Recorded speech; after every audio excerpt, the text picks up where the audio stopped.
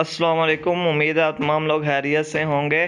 तो सबसे पहले तमाम दोस्तों को मेरे चैनल सर एम के नॉलेज पर खुश आमदीद। तो आज हम अपना लेक्चर नंबर 4 स्टार्ट करने जा रहे हैं। तो इसमें हम रीड करेंगे कि व्हाट इज़ टेस्ट डाटा, कि टेस्ट डाटा क्या होता है और इसकी इकसाम के बारे में हम तफसील के साथ पढ़ेंगे। इससे पहले हमने पिछले लेक्चर में एल्गोरिथम के बारे में पढ़ा था और फ्लो चार्ट के बारे में पढ़ा था तफसील के साथ। वो हमारा तो टॉपिक कंप्लीट हो चुका है। तो आज हम अपना नया टॉपिक स्टार्ट करेंगे, टेस्ट डाटा। अच्छा जी, इसके बारे में पढ़ते हैं जी। ये मेरे पास 9th क्लास की बुक ओपन हुई है, या आप देख सकते हैं।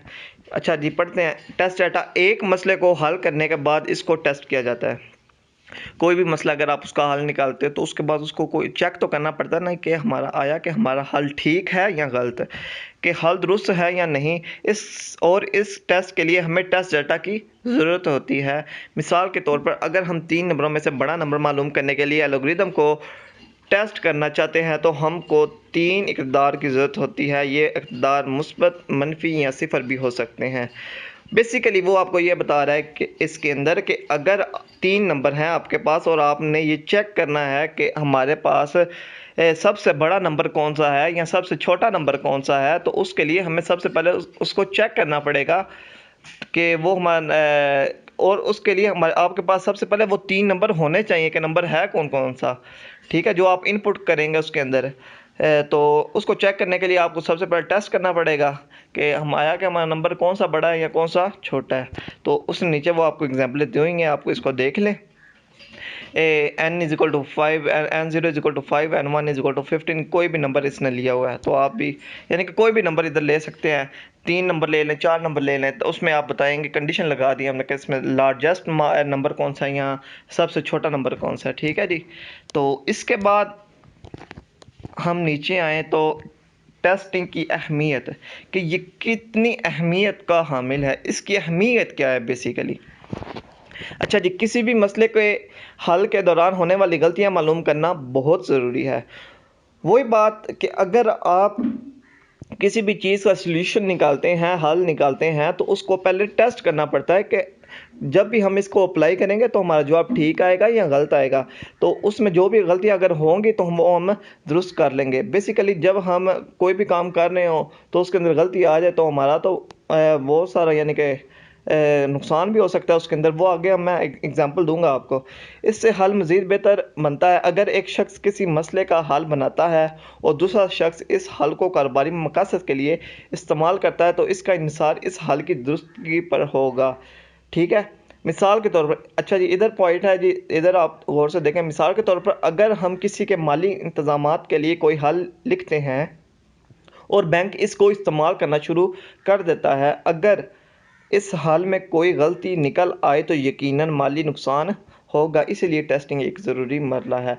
अगर आप उसको टेस्ट नहीं करेंगे तो डायरेक्ट ही उसको अप्लाई कर देंगे बगैर सोचे समझे, तो वो तो अगर गलत हुआ तो उसमें गलतियां हुई उसके सलूशन में, तो आपका तो बहुत ज़्यादा नुकसान हो जाएगा उसके अंदर। तो इसलिए टेस्ट करना लाजमी है, इसकी अहमियत में था। तो आगे आप ये एग्जांपल इसने और दी हुई है, इसको भी आप रीड आउट कर लेना। तो अच्छा, अब हम नीचे आ जाते हैं जी। टेस्ट डाटा की अकसाम। किसी भी हल की क्वालिटी को बेहतर करने के लिए मुकम्मल और मुतवाज़ी टेस्ट डाटा बहुत अहमियत का हामिल होता है।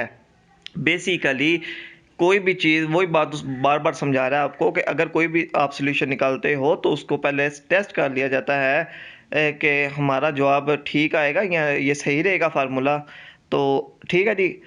कोई भी चीज़ अगर मार्केट में भी न्यू आए तो उसको भी पहले टेस्ट किया जाता है कि ये किस हद तक यानी कि मशहूर होगी, या इसकी क्वालिटी कितनी कैसे बेहतर की जा सकती है, या इसकी क्वालिटी में कोई फ़र्क तो नहीं। इस तरह यानी कि अगर हम कोई भी सॉल्यूशन का हल निकालते हैं तो उसको भी पहले टेस्ट किया जाता है। हर हल को मुख्तलिफ अक़साम के लिए टेस्ट डाटा की ज़रूरत होती है। मुंदरजा झैल में टेस्ट डाटा की कुछ अक़साम बयान की गई हैं। अच्छा, सबसे पहले दुरुस्त टेस्ट डाटा। ये टेस्ट डाटा इस तरह की इनपुट पर मुश्तमिल होता है जो कि एक एल्गोरिथम के तकाज़ों के एन मुताबिक हो। जो भी हमारे पास एल्गोरिथम के अंदर कंडीशन होगी ये उसके मुताबिक चलती है वैल्यू दुरुस्त टेस्ट। अगर एक एल्गोरिथम 1 से लेकर 100 तक नंबर लेता है या इक़्तिदार लेता है तो 1 से 100 तक इक़्तिदार ही इसके दुरुस्त टेस्ट डाटा में आएंगे। अगर आप इससे ज़्यादा वैल्यू ले लेंगे तो वो आपका हल दुरुस्त नहीं होगा। अच्छा, आगे अगली टाइप देखें, नादुरुस्त टेस्ट डाटा। ये टेस्ट डाटा एल्गोरिदम के तकाज़ों से हमआहंगी नहीं रखता। ये इसलिए भी ज़रूरी है कि देखा जाए कि एल्गोरिदम गलत इनपुट के लिए क्या रवैया अपनाता है और सारिफ को दुरुस्त टेस्ट इनपुट देने के लिए पैगाम देता है। अच्छा, बेसिकली इसमें वो आपको ये बता रहा है कि अगर आप उसके अंदर गलत वैल्यू डाल लें, इसमें अगर गलत वैल्यू हम लिख देंगे तो वो आपका आगे से जवाब क्या देता है, गलत अगर वैल्यू देने पर आपका जो सारिफ है वो आगे सारिफ को दुरुस्त इनपुट देने के लिए क्या पैगाम देगा, जो भी आपका सोल्यूशन होगा वो आगे किस तरह रवैया अपनाएगा उसके साथ। ठीक है, तो आपको इस बात की समझ आ गई होगी कि नादुरुस्त टेस्ट डाटा बेसिकली ये एल्गोरिदम के तकाज़ों के मुताबिक नहीं होता। अगर एल्गोरिदम के तकाज़ों के मुताबिक वैल्यू 1 से लेकर 100 तक दी गई है तो इसकी वैल्यू 1 से लेकर 100 तक नहीं होगी, बल्कि इससे कम होगी या इससे ज़्यादा हम इसके अंदर वैल्यू पुट करेंगे तो हमारा जो डाटा होगा वो नादुरुस्त टेस्ट डाटा कहलाएगा।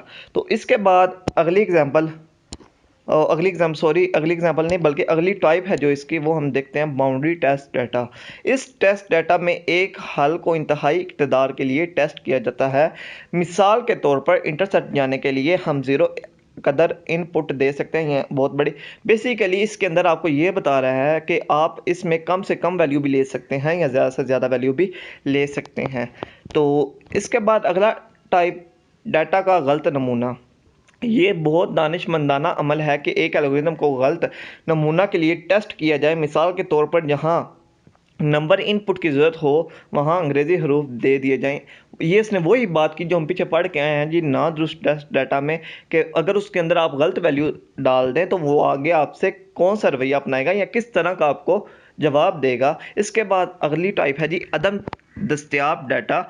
ये भी एक ज़रूरी अमल है कि एल्गोरिदम को इसकी ज़रूरत से कम इनपुट देकर टेस्ट किया जाए। मिसाल के तौर पर अगर एक एल्गोरिदम सारिफ से इसका ड्राइविंग लाइसेंस नंबर मांगता है और सारिफ ये डाटा इनपुट करने के काबिल नहीं होता, ये जानना भी बहुत ज़रूरी है ताकि देखा जाए कि एल्गोरिदम ऐसी सूरत हाल में कैसा रवैया अपनाता है। तो आप इसको एक दफ़ा रीड आउट कर लेना। तो उम्मीद है आपको ये हमारी समझ आ गई होगी।